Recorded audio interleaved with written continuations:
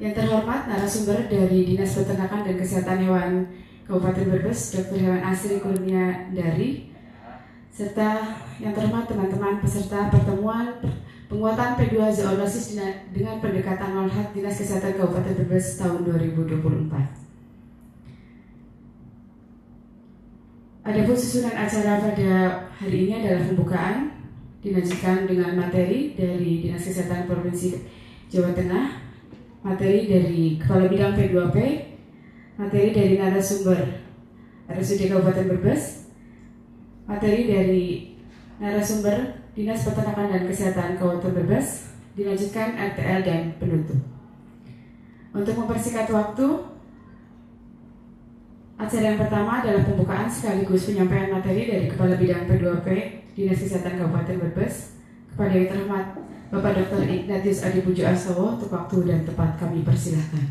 Yang kami hormati Pak Agus SKMMKes dari Dinas Kesehatan Provinsi Jawa Tengah, yang kami hormati Dr. Hewan Asri dari Dinas Peternakan dan Kesehatan Hewan Kabupaten Brebes, yang lebih menyita karena memang kasusnya tinggi seperti DBD ini, yang bukan hanya di Brebes saja, tapi satu provinsi itu kayaknya kan geger karena ya memang kasus kematian di beberapa kabupaten kan sangat tinggi ya, bahkan ada yang sampai 20 kasus, 14.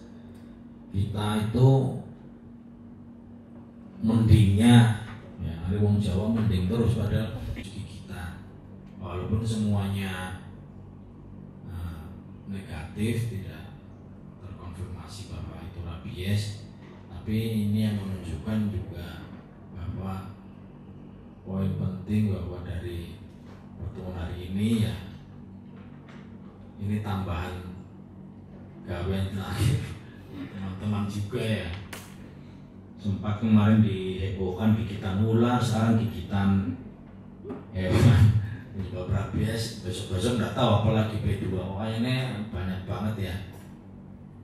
Yang mungkin yang perlu juga ujung-ujungnya kalau ada gigitan rabies, bukan kita malah ngeributin ini siapa yang tanggung jawab, yang gigit anjing kucingnya ini tanggung jawab siapa gitu, bukan ya. Jadi pertemuan ini ya kita saling berbagi peran ya, tujuan akhirnya ya kita bisa mengurangi angka gigitan, kemudian yang kedua meningkatkan pemahaman masyarakat terhadap penyakit rabies, yang ketiga juga kita bisa menjelaskan karena Jawa Tengah yang berbatasan dengan Jawa Barat ini, Jawa Barat kan masih belum bebas dari rabies. Ya harapannya dengan pertemuan hari ini ya kita bisa saling menguatkan, saling meningkatkan pemahaman kita tentang surveillance tentang penyakit rabies. Mungkin itu yang orang mengingat bahwa kalau rabies ya pasti anjing ya, memang walaupun di seluruh dunia 98% itu ya rabies bukan anjing, walaupun kita tidak bisa menampik ada yang lain, misalnya kucing, kera juga bisa, tapi yang memang paling sering kalau kita bicara rabies ya berarti anjing. Di sini disebutkan dalam pengertiannya bahwa rabies adalah penyakit infeksi akut akibat virus yang ditularkan pada manusia melalui air liur hewan yang sudah terinfeksi virus rabies. Kemudian diagnosa rabies bisa diketahui melalui anamnesa dan pemeriksaan fisik. Jadi jangan kita mendiagnosa rabies kalau nggak ada riwayat gigit. Ya jadi ya memang tidak harus gigitan sih. Ya karena penularannya melalui air liur, bisa juga dijilat atau apa oleh hewan. Harus ada riwayat kontak dengan hewan-hewan tersebut. Lanjut Mas. Jadi tadi seperti gejala awal sudah disebutkan, kemudian tadi yang takut air itu hidrofobia, takut udara aerofobia, dan takut cahaya atau fotofobia. Ya kalau udah gejala sudah ini ya biasanya sudah berat ya. Jadi ya pentingnya kita mengetahui dari awal ya, harapannya agar ketika ada kasus ya sesegera mungkin kita bisa tangani sehingga tidak sampai pada 0% kematian akibat rabies, disebabkan oleh gigitan anjing, kucing, atau kera. Lanjut. Nah ini secara gambaran dari virusnya. Bulan. Kemudian virus ini berikatan di reseptor nikotinic acetylcholine di neuromuscular junction. Kemudian virus bergerak di dalam akson secara perifer menuju sistem saraf pusat. Kemudian replikasi di neuron motorik di sumsum tulang ini akan menjalar cepat, jadi akan naik ke otak. Kemudian terjadi infeksi di neuron otak. Kemudian virus dapat menyebar ke sepanjang saraf, kelenjar ludah, kulit, dan organ lainnya. Jadi kecepatan virus ini penyebarannya sekitar 8-20 mm per hari. Jadi di sini menjelaskan bahwa kalau semakin masa inkubasi berkaitan dengan tempat lokasi gigitan pada hewan yang digigit dari hewan yang mengandung rabies, itu menentukan inkubasinya tersebut. Selain 2-7 hari sampai fase yang akhirnya adalah koma. Di sini bisa terjadi sampai 0-14 hari. Slide. Untuk manifestasi klinisnya di sini bermacam-macam. Pada saat inkubasi di sini akan lebih panjang apabila daerah gigitan terletak pada daerah bawah dibandingkan dengan gigitan pada daerah muka. Kemudian kami kan punya keterbatasan kewenangan ya dok ya. Nah tapi pada akhirnya dia endingnya saya nggak tahu dapat dari mana gitu. Cuman saya tetap membohong-bohongi bahwa ya insya Allah aman karena memang ajalnya seperti itu. Dan kami ini harus menyampaikannya itu seperti apa kalau misalnya ternyata ada gigitan. Memang keseharian, jadi ya ini juga PR bareng bahwa ya salah satu yang mungkin kita perlu pikirkan adalah pentingnya vaksinasi bagi tenaga kesehatan. Cuma ya ini yang sebetulnya ada fenomena juga ya. Dulu kita itu di tenaga kesehatan itu ribut, ya kita itu punya yang di rumah sakit puskesmas itu resiko tinggi terkena hepatitis. Ya bikinlah algoritma yang sederhana saja ya.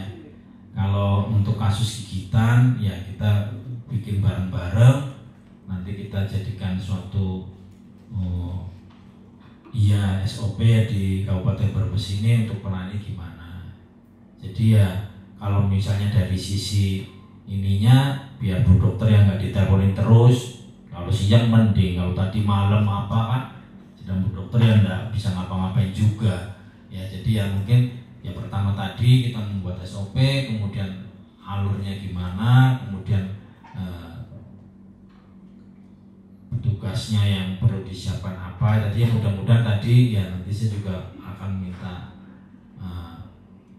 Mbak Anggi coba sampai seberapa jauh sih proses membuat pembentukan rabies center itu sampai apa. Mudah-mudahan ya tidak ada hambatan besar sehingga lebih cepat terbentuk. Kemudian kita bisa teman-teman di pusat juga membantu untuk melakukan promosi ya, sosialisasi kalau ada kasus ini gimana, alurnya gimana, dan pertolongan-pertolongannya gimana. Jadi cobalah kita bentuk ya, walaupun tidak banyak kasusnya, tapi kita bisa membentuk suatu sistem yang baik, yang mudah-mudahan itu juga memang mudah untuk bisa diikuti siapapun. Jadi setiap masyarakat tahu ketika mendapatkan gigitan, dia pertolongan pertama di rumahnya harus apa, kemudian secepatnya harus menghubungi siapa. Mungkin itu pertemuan pada siang hari ini lah, itulah momennya yang menurut saya ini yang bagusnya, jadi kita bisa saling bertukar. Mungkin dari kami itu saja. Mungkin ada yang lain Bu Dokter, apa sudah puas atau ada yang belum terjawab? gigitan saya monyet cuci, tiba-tiba kondisi hewannya lari tidak bisa diobservasi ya sudah cuci dulu Pak, kemudian dilakukan vaksin. Bila misalnya kondisi lukanya sangat jelek, misalnya dengan nanti dia terpaksa kita berikan setelah vaksin serum anti rabies.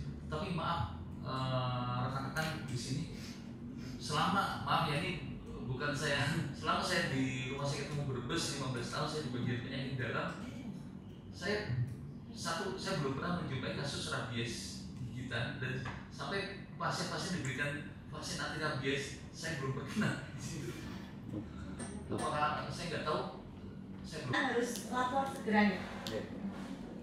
Ini lanjut. Jadi pengendalian dan penanggulangan penyakit hewan merupakan penyelenggaraan kesehatan hewan dan kesehatan lingkungan dalam bentuk pengamatan dan pengidentifikasi. Terus peningkatan kesehatan, pencegahan penyakit, penyembuhan penyakit, dan pemulihan kesehatan.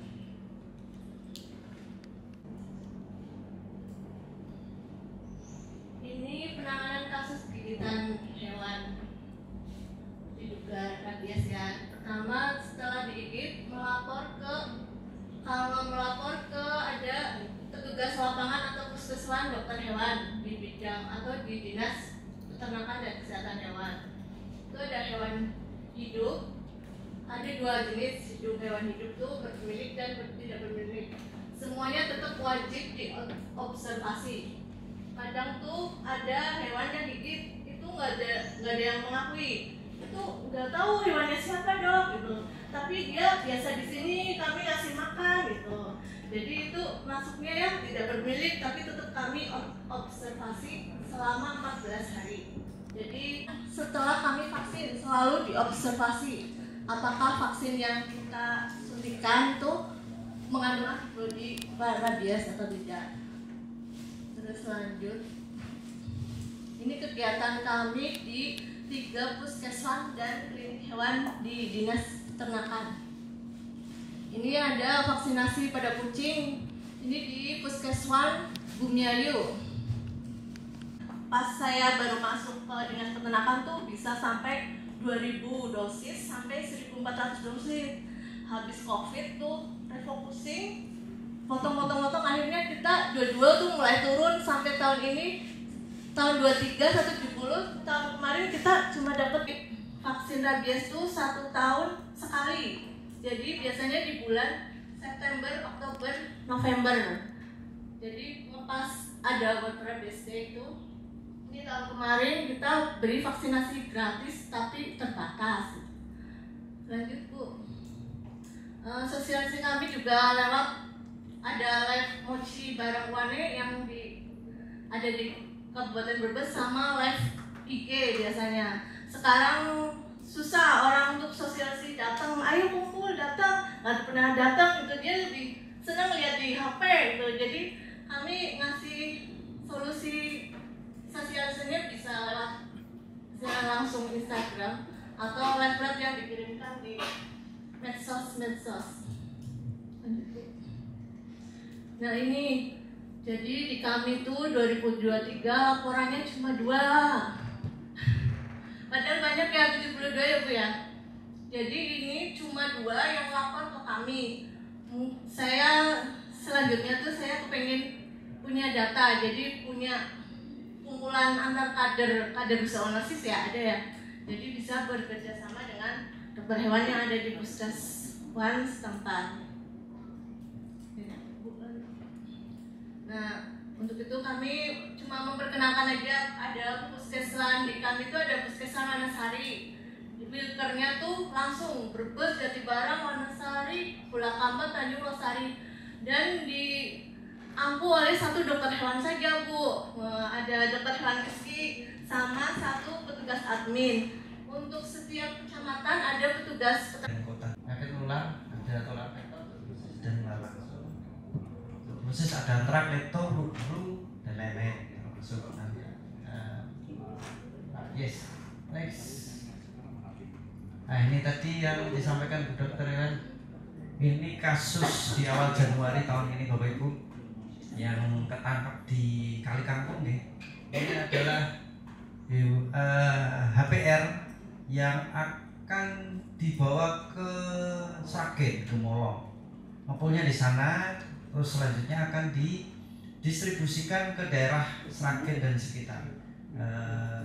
Kares Surakarta saya pasti ada, Klaten ada, Solo terutama Sukoharjo yang mana di situ nanti untuk diolah dan dikonsumsi. Bukan daerah sana ada yang menyebutnya sengsu, ada sate jamu, ada RW dan macam-macam.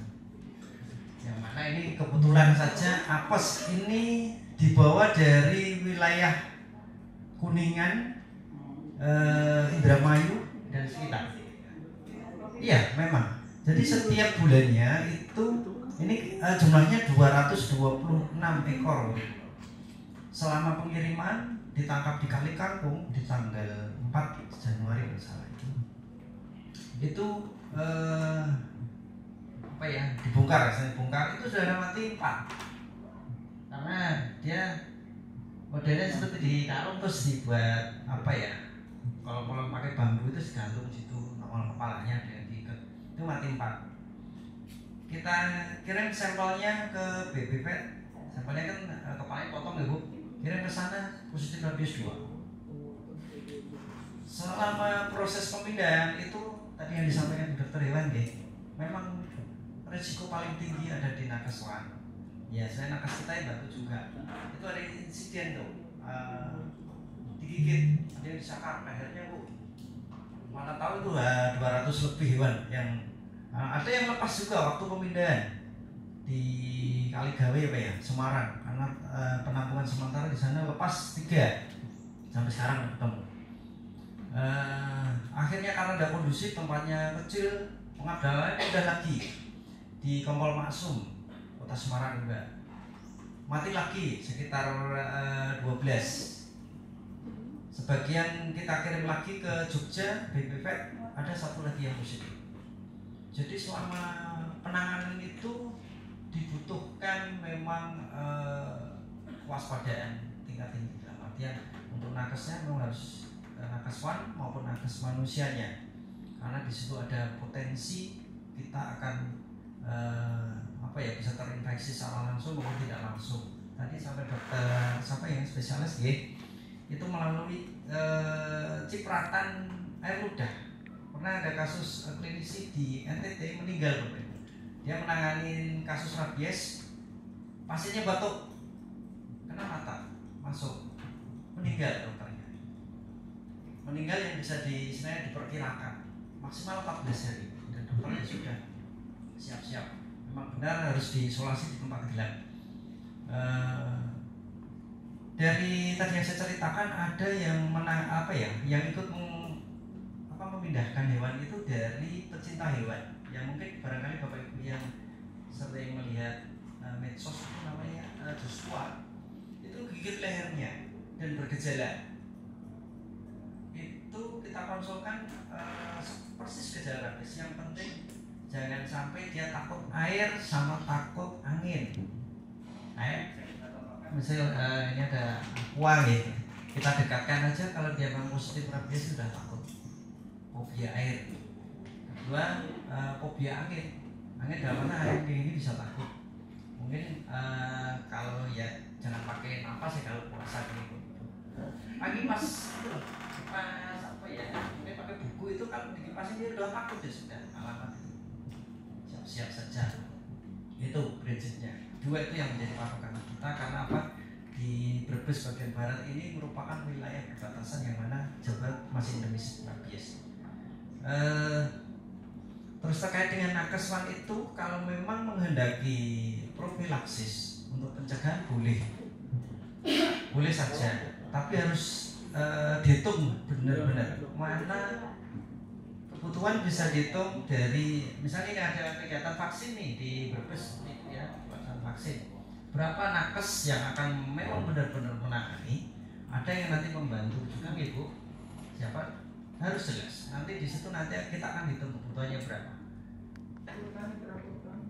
Takutan itu dosisnya 0,1 kanan kiri. Jadi tinggal sama di hari ke-0 sampai ke-7. 0 double dosis, hari ke-7 single dosis.